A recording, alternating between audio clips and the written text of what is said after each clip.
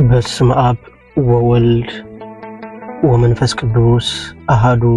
አምላክ አሜን። ንዓለማት ብፍቅር ዝገዝእ ጥንቲ ዝነበረ አልፋ ዓለም ሕሊፉ ዝነብር ኦሜጋ መጀመርታን መወዳእታን ዘይብሉ ናይ አቦታትና አምላኽ ናይ ሰራዊት ጌታ ስለትኽንገር ዘይክእል ምሕረቱ ስለትኽንገር ዘይክእል ፍቅሩን ርህራሄኡን ክብርን ምስጋናን አምልኾን ውዳሴን ስግደትን ንዕኡ በይኒ ይግባእ። ንሱ ኣብ ተጸዋዓሉ ካብኡ ዘይትፍለ ቅድስተ ቅዱሳን ንጽህተ ንጹሃን ኣብ ቁራሪተ መዓት ናይ ሓድሽ ኪዳን ኩርቤል ዝኾነት ኣዲና ቅድስቲ ድንግል ማርያም ነቲ ኣማናዊ ዝኾነ መግቢ ህይወት ነቲ ኣማናዊ ዝኾነ መስተ ህይወት ስለ ዝሃበትናን ዝወለደትልናን ወዳ ጎይታናን መድሓኒናን ኢየሱስ ክርስቶስ ብዘኽበራን ብዘፍቀራን መጠን ክብርን ምስጋናን ንዓይኹና። ኩሎም መላእክት ነቢያት ሐዋርያት ጻድቃን ሰማዕታት እግዚአብሔር አምላክ ብዝሃቦም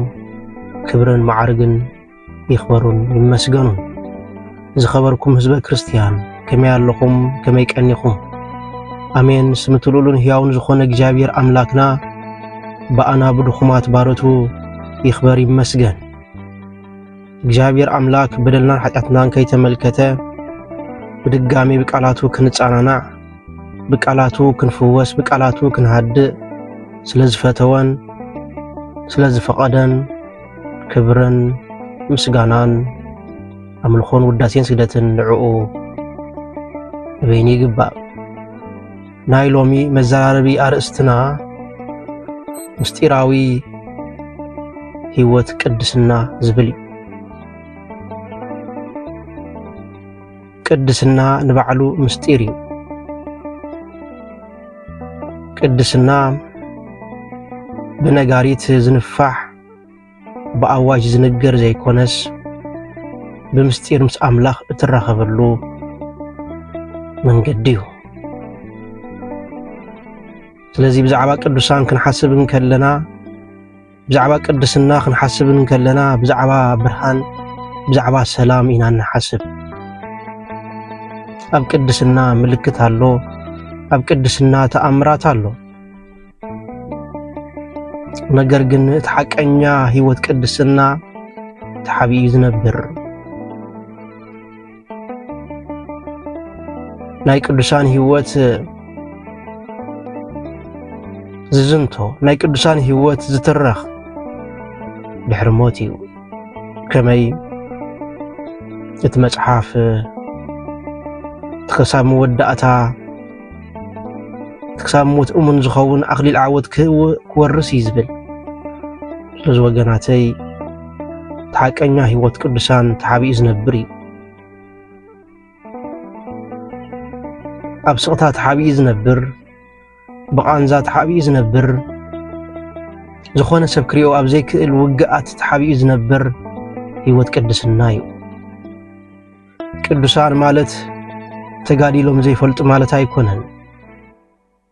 ቅዱሳን ማለት ካብ ምቅላስ ዘይቋርጹ ሰባት ማለት እዩ። ወገናተይ ሓደ ሰብ ኣይነበረ ዓለም ዘይትፈልጦ ዝስዕቦ ሰብ ኣይነበረን፣ ዘመስግኖ ሰብ እውን ኣይነበረን፣ ስሙ ዝፈልጦ ሰብ እውን ኣይነበረን። ምሸት ምሸት ግና ናብ ክፍሉ ኣትዩ ማዓፁ ይዓፁ ብብርኩ ወዲቑ ድማ ወጎይታይ መሐረኒ ይብል። ኩሉ ግዜ ነዚ ተግባር እዚ የተግብሮ ጸሎት ዝሰምዕ ሰብ ኣይነበረን። ሰማያት ግን ይሰምዕዎ፣ መላእኽቲ ግን ይሰምዕዎ፣ ቅዱሳን ግን ይሰምዕዎ፣ ኣምላኹ ግን ይሰምዕዎ። ስለዚ ወገናተይ ንምንታይ ጸሎተይ ቀልጢፉ ዘይተሰምዐ ኢልና ንምንታይ ካብ ሰባት ንኣዳ ዘይረኸብኩ ንምንታይ ካብ ሰባት ክብሪ ዘይረኸብኩ ብምባል ቅድስናና ብሰባት ክርአ ቅድስናና ብሰባት ክምጎስ ኣይንድለ። ናይ ቅዱሳን ህይወት ሕቡእ እዩ ወገናተይ። ሎሚ ብዙሓት ብውዳሴ ኾንቱ ዝተባዓጡ ብውዳሴ ኾንቱ ቅድሚያ ዝሃቡ ሰባት ኣብ ጉባኤ ክምስገኑ ኣብ ኣደባባይ ክምስገኑ ይረኣዩ ኣለዉ። ነገር ግን ውዳሴ ኾንቱ ኣብ ጽቡቕ መጠቕለሊ ናይ ህያብ ዘሎ ጸርፊ ወገናት ክምስገን ዝግብኦ ሓደ እግዚአብሔር ኣምላኽ ጥራይ ክኸብር ዝግብኦ ሓደ እግዚአብሔር ኣምላኽ ጥራይ ካባና ዝኾነ ወላ ሓደ ነገር የለን ኩሉ ካብኡ ንዕኡ ብኡ ወገናተይ ስለዚ ናይ ቅዱሳን ህይወት ሕቡእ እዩ ኩሉ ክብሪ እግዚአብሔር ኣምላኽ ይውሰዶ ብምባል ብሕቡእ ይጽልዩ ብሕቡእ ይነብዑ ብሕቡእ ይንስሑ ብሕቡእ ድማ ይወድቁን ይትንስኡ ከምኡውን ሓንቲ ሰበይቲ ነበረት ብሕሉፍ ህይወታ ዝተሰብረት ብሓጢኣታ ዝተጎድአት ሕፍረታ ውሽጢ ልባ ተሰኪማ ትኸይድ ሰበይቲ ነበረት ዓለም ድሮ ፈሪዳታ ነበረት ዓለም ድሮ ፈንፊናታ ነበረት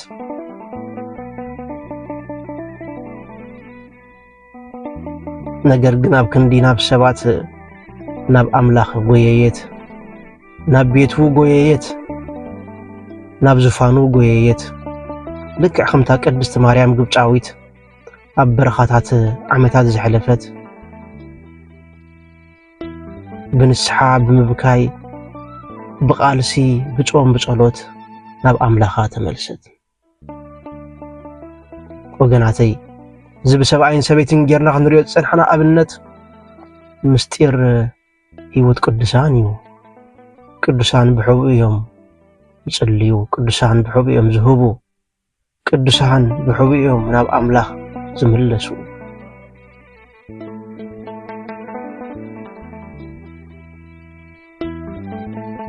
ናይ ቅዱሳን ህይወት ምቹ ኣይኮነን እንታይ ደኣ ውግእ ዝበዝሖ እዩ ናይ ቅዱሳን ህይወት ውዳሴ ኾንቱ ይኮነን እንታይ ደኣ ንስሓ ዝበዝሖ እዩ ኣብ ቅድሚ ሰብ ክብሪ ዝደልዩ ዘይኮኑስ ኣብ ቅድሚ ኣምላኽ ግና ዝነብዑ እዮም ወገናተይ ቅዱስ እንጦኒስ ዓብዪ ከይተረፈ ናብ በረኻ በይኑ ኣተወ ኣብኡ ድማ ጸልማት ኣጋጠሞ ምስ ኣጋንንቲ ተዋግአ ፍርሕን ፈተናን መከራን ተጫዊሩ ድማ ንዓለም ሰዓራ ንዲያብሎስ ሰዓሮ ነፍቲ በረኻቲ ተዓዘብቲ የለውን ኣጣቃዓቲ የለውን ኣብቲ በረኻቲ ዘሎ ውግእ ጥራይ ወገናት ግርማ ለይቲ ጸባ ኣጋንንቲ ጥሜት ዕርቃን ጽምእ ጥራይ ዘሎ ኣብቲ በረኻቲ ስለዚ ናብ በረኻ ብምእታው ምስጢር ቅድስንኡ ብሕቡእ ጀመረ ስለዚ ወገናተይ እቲ ምስጢር ቅድስና ኣብዛ ምድሪ እዚኣ ዝተሓብአ እዩ ኣብ ሰማያት ግና ዝግለጽ እዩ ቅዱሳን ኣብ ቅድሚ ህዝቢ ሓያላት ኣይነበሩን ነገር ግን ብሕቡእ ሓያላት ነበሩ ማንም ዘይረኣዩ ውግእ ተዓወቱ ማንም ዘይሰምዑ ሓሳባት ተቃወሙ ማንም ዘይስተባሃለሉ ንብዓት ኣፍሰሱ ሎሙ ድማ ብዙሓት ሰባት በኣንጻሩ ክረኣዩ ይደልዩ ኣፍልጦ ይደልዩ ንኣዳ ይደልዩ ካልኦት ቅዱስ ኢኻ ክብልዎም ይደልዩ ነገር ግን ቅዱሳን ካብዚ ብዝተፈለየ ነገር ይምህሩና ቃልስኻ ሕባእ እግዚአብሔር ኣምላኽ ድማ ክብርኻ ክገልጸልካ እዩ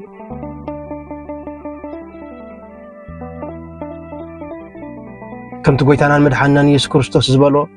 ክትጽሊ ከለኻ ናብ ክፍልኻ እቶ እቲ ብሕቡእ ዝርኢ ኣቦ ድማ ብግልፂ ክሽልመካ እዩ ዓስብኻ ብግልፂ ክህበካ ይብለና ከምኡውን ክትምጹት ከለኻ ብሕቡእ ሃብ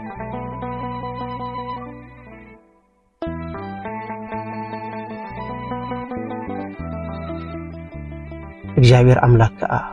ብግልፂ ክፈዲካ እዩ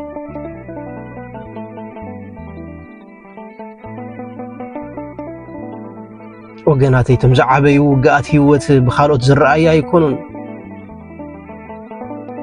ኣንጻር ሓጢኣት ዝግበር ቃልሲ ኣንጻር ሓሳባት ዝግበር ኩናት ሕቡእ ንስሓ እዚ ምስጢራዊ ናይ ቅድስና ህይወት ወገናተይ ቅድስና ካብዚ ዝጅምር ስለዚ ተስፋ ይትቁረጽ ጻዕርኻ ዝተብል ሰብ እንተዘይሃልዩ ተስፋ ይትቁረጽ ቃልስኻ ዝርድኦ ሰብ እንተዘይሃልዩ ተስፋ ይትቁረጽ ቃንዛኻ ዝረኣዮ ሰብ እንተዘይ ሃልዩ ተስፋ ይትቁረጽ እቲ ብሕቡእ ዝርኢ ኣምላኽ ብግልጺ ዓስብኻ ክፈድየካ እዩ እግዚአብሔር ይርኢ ወገናተይ ኣምላኽ ይሰምዕ እዩ ኣምላኽ ኩሉ ይፈልጥ እዩ ልብን ኮላሊትን ዝፈልጥ ዝምርምር ኣምላኽ እዩ ኩሉ ሕቡእ ጸሎት ኩሉ ስቕ ዝበለ ንብዓት ኩሉ እትቃወሙ ፈተነታት ኣብ ሰማይ ይጽሓፍ ኣሎ ኣብ መዝገብ ህይወት ይጽሓፍ ኣሎ ስለዚ ዓለም ፈጺማ ይፈለጠትን ብምባል ኣይተጉረምርም ብሕቡእ እሙን ኮይንካ ተጸኒሕኻ ሓደ መዓልቲ ሕቡእ ህይወትካ ዘለዓለማዊ ክብሪ ክኸውን እዩ ስለዚ ወገነይ ብሕቡእ ተቃለስ ብሕቡእ ጸሊ ብሕቡእ ተነሳሕ እቲ ምስ ኣምላኽ ዘሎ ሕቡእ ህይወት ፈጺሙ ኣይክባኽን ወገነይ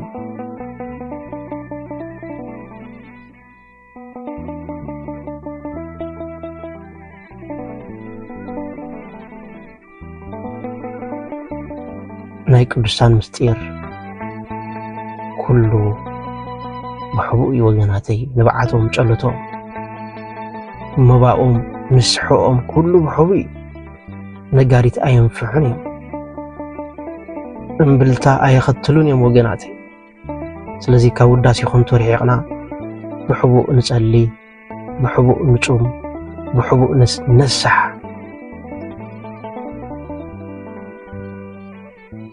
ሽዑት ብሕቡእ ዝርኢ እግዚአብሔር ኣምላክ ብጋህዲ ክፈድየና እዩ ምስጢር ቅድስና እዚ ወገናተይ ከምቲ ዮሐንስ ቅዱስ ኣፈወርቂ ኢልዎ ዘሎ ካብቶም ዝሙት ዝቐተለቶም ውዳሴ ኾንቱ ዝቐተለቶም ሰባት ይበዝሑ ይብለና ሎሚ ሰብ ኣይርድኡን ኣሎ እምበር ዝወድቕ ዘሎ ብውዳሴ ኾንቱ እዩ ዘይግባእ ክብሪ ክወስድ ይደሊ ዘይግባእ ውዳሴ ክወስድ ይደሊ ዘይግባእ ሽም ዘይግባእ ማዕርግ ዘይግባእ ስልጣን ዘይግባእ ክብሪ